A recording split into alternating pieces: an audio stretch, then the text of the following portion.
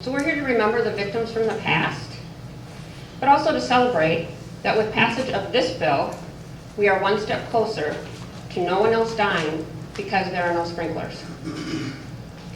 I want to thank my co-authors on this bill over the last few years. Senator Bigham is here with us today. In the only divided legislature in the country, it took bipartisan effort. It took a lot of us working together, and I had bipartisan authors. I want to thank Senator Rosen, Senator Newman, Senator Frentz, and Senator Lax. They were authors over the last few years. Lack of sprinklers is a bipartisan issue. It's not just a Minneapolis issue. It impacts buildings all across the state, from Mankato to Hutchinson to Fairmont, and also a lot of unknown areas. I want to acknowledge the work of Senator Rarick. He is chair of the Senate Labor and Industry Committee, and his willingness to hear the bill really got it rolling, and then his willing to continue to push that bill in the Senate really helped us get it included in the jobs bill in the Senate. He then continued to work with Chair Knorr and Chair Pratt in the Conference Committee to make sure that this was passed, because this bill will save lives. I also want to thank Labor for their support. It took a true coalition to get this passed. Specifically, David Ibarra with the pipe trades, and Trinidad Uribe, who I believe is here somewhere, with the sprinkler fitters, Local 417.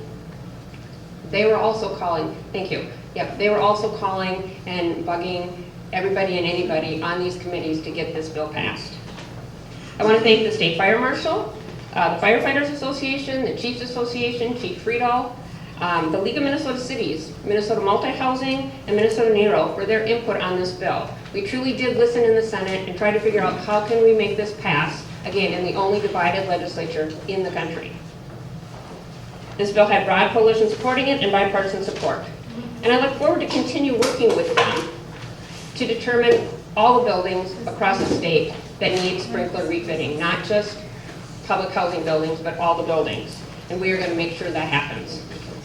I also want to thank Senator Klobuchar and Senator Smith and Representative Omar for their work to get funding. Representative Omar unfortunately couldn't be here today, but she recently announced that through the appropriation process, she secured $2 million in sprinkler funding for the Minneapolis Public Housing Association. And so that will go a long ways to getting the Minneapolis buildings retrofitted. But we need Senator Smith and Senator Klobuchar to keep working because we have more buildings. It's not just a Minneapolis issue. So thank you for that. We appreciate all of your work, and we all look forward to working with you and our federal delegation to make this happen so that there is safety across the country. We want to work to make sure that there are safe homes in Minnesota and across the country. Thank you.